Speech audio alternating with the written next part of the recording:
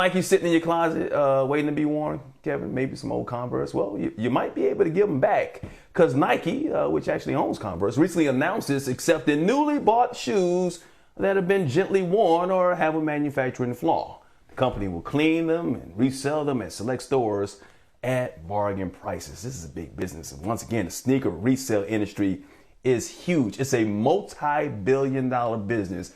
Experts have called it nearly pandemic-proof. Our next guests have a different approach to it, and it's a family affair. We want to welcome to the show the founders of Another Lane, husband and wife sneakerheads, Chad and Adina Jones. Good morning.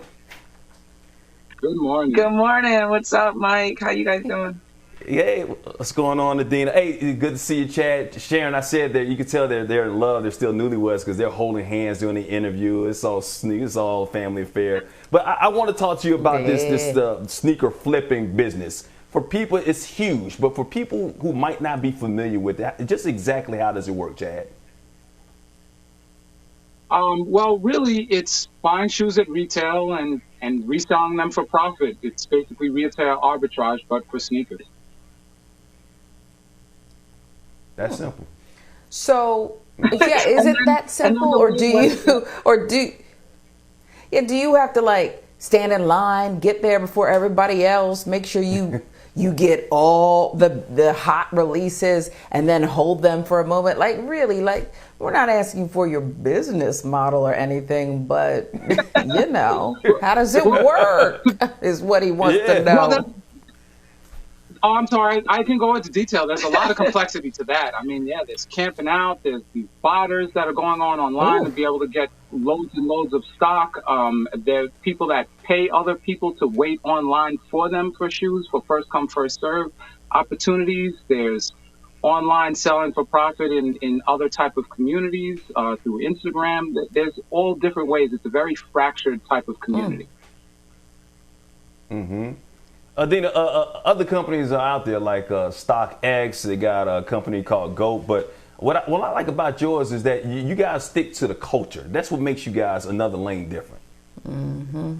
Yes, exactly. And when you talk about the ways to get sneakers, Sharon, like, yes, there's a waiting in line, but then there's also being part of the culture. Like Chad is for over 30 years. He could pick up the phone, hit the bat phone, and, have a dope shoe here tomorrow because of the people that he has in his community and his connections. And that's exactly what we're emphasizing here at Another Lane is the community, is the collection. Like, I don't know if you remember, you used to be able to go down to the corner sneaker store and be like, yo, what you got in the back? Like, this is that, but virtually. Yeah. Mm-hmm. And it takes a lot of time to build up that kind of street cred. So if Mike wanted to just start doing this out of the trunk of his car, that's not how it works exactly, is what you're saying. What are the most popular brands that you sell on anotherlane.com? Well, Nike and Jordan Brand really are on the market share, but we try to have a little bit of everything on the site. And really, it's specific to the sellers that are on the site. So whatever it is that they have a passion for, that's what you'll likely see on the site, either for show or for sale. And it was interesting. You said sell out your trunk. Chad actually did that his freshman year of college, it was? Yeah, freshman into sophomore year. Yeah, freshman year of college. And this was, not to date you, but years before sneaker reselling was going to be an asset class. And he did it to pay for his car payments because he needed to have supplemental income. So it's been a thing. So full disclosure, I've been knowing that. Yeah. Yeah, well, you got a good woman there. I've been knowing Adina for a while. We used to work at a network, a sports network together, and I used to always see her in nothing but J's. That's short for Jordans, Sharon, wow. Just in case you didn't know. I know what it is. I'm curious, and I kind of know how the you two got together and started your company. But why don't you tell us? First of all, Mike, you're gonna get me in trouble because Chad, my sneaker game stepped up when I met Chad. It did. But he said, who was lacing you with J's? He asking me, looking at me like that. But I think, Chad, you can talk about how we met. Yeah, so 2013 NBA draft night at Walcott Frazier's restaurant in the city, in New York City. That's when we met. We just started talking and about draft prospects, and the next thing I know, like it was like we weren't even there anymore. So And so hoops brought us together for sure. And you know, I'm in sports. I'm a sports girl. I've been seeded sneakers. I love sneakers. I'm an athlete. So when Chad said, "Oh, I like sneakers," I was like, "Yeah, yeah, yeah."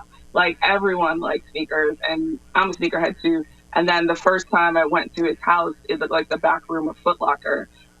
You know, cavernous sneakers everywhere, and I was like, "Oh, you really like sneakers, okay?" And so it's great to turn his passion into our business. But you know, Chad always says another lane is a gift to the sneaker community, because we've been so fractured for so long. We're like, yo, let's really all get together. And if you'd like to make a sale or two, you're all welcome. But it's really about that community life. Wow. So he must have had on a dope pair of sneakers the first time you met him. I mean, right? I mean, can you remember the pair of sneakers he had on?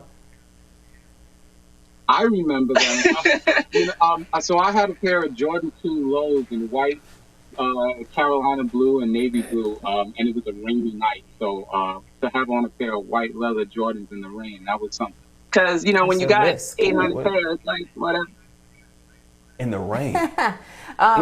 Yeah, I feel like the love is real. The love of sneakers is real. Like, this is a beautiful story about the culture, like Mike said. And I feel like you two could sell anything, knowing the price points and the nuance and all that, though that's specialized. We do have a pair of sneakers that Kevin brought into work this morning. They're scuffed up Chuck Taylors back in the day. Might have a few holes in the soles.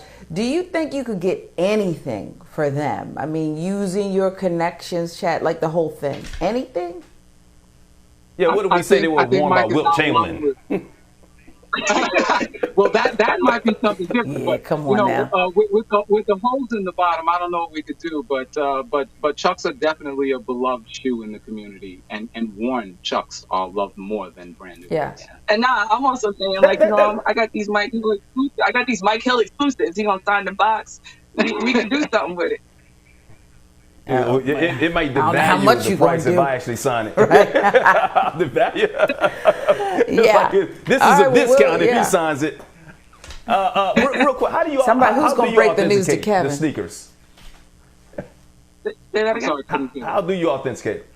Yeah, how do you authenticate them? So somebody sends you the shoes, and you have to prove that like these shoes are exactly what they say they are. Like they were worn by Kobe in the All-Star game. How do you do that?